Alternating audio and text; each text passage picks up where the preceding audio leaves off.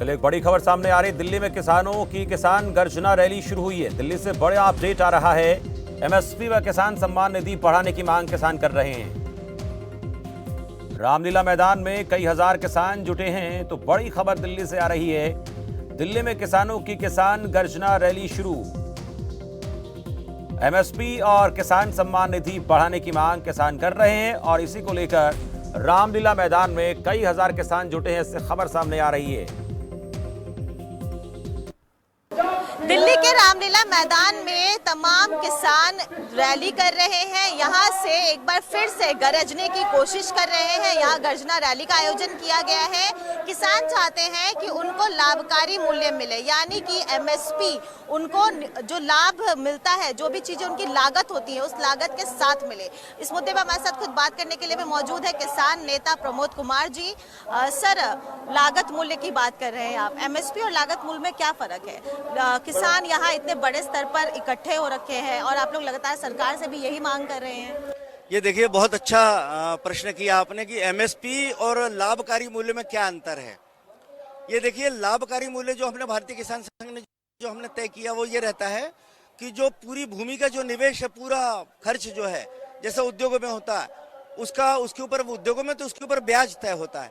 हम तो ये कह रहे कम से कम उसका किराया तय हो जाए, एक बात है। और दूसरा ये है कि उद्योगों में जैसा रहता है कि जो उद्योगों में क्या सभी जगह रहता है कि जो उसके ऊपर जो कर्मचारी हैं, जो सारे उसमें जो खुद ही जो मालिक है वो भी एक कर्मचारी के तौर पे और जोड़ा जाता है, उसकी करोड़ों रुपए की उसकी तनख्वाह रहती है।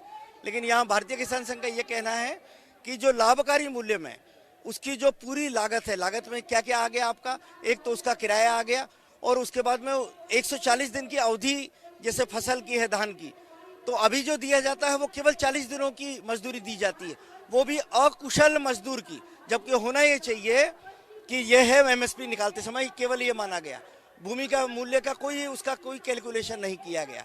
यदि हम लाभकारी मूल्य की बात करेंगे तो उसका अकुशल मजदूर नहीं बल्कि कुशल प्रबंधक का जो मानदेय है वो उसको देय होना चाहिए।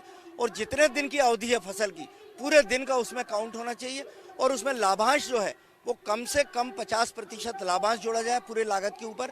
सर, एमएसपी कमेटी में आप भी शामिल हैं, लेकिन बहुत सारे ऐसे राज्यों के किसान हैं जो इस कमेटी से संतुष्ट नहीं है। खास करके पंजाब की ओर से ये लगातार कहा जा रहा है कि उनकी ओर से किसी भी नुमाइंदे को इस कमेटी में शामिल नहीं किया गया, लेकिन पंजाब और हरियाणा के किसान ही ज्यादा नंबर्स में दिल्ली की सरहदों पर प्रदर्शन कर रहे थे और इस चीज को लेकर मांग कर रहे थे।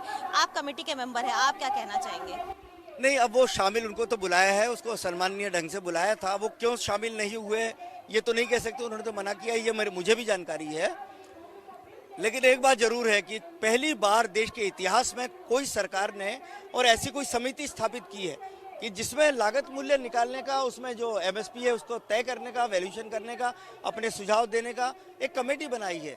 हमें जो उचित लगता है वो हम अपनी रिपोर्ट तैयार करके हम देश के प्रधानमंत्री माननीय श्री नरेंद्र मोदी जी को हम देंगे। उसके बाद में जो भी निर्णय लेना वो सरकार तय करेगी। किसान जो आपका संघ है उसके आगे की क्या रणनीति है? किस तरीके से आप किसानों को सपोर्ट करते हुए और उनकी मांगों को रखते हुए दिखाई देंगे? देखिए, भारतीय किसान संघ तो जब से स्थापना हुई है वो किसी एक समस्या को लेकर के नहीं मरी।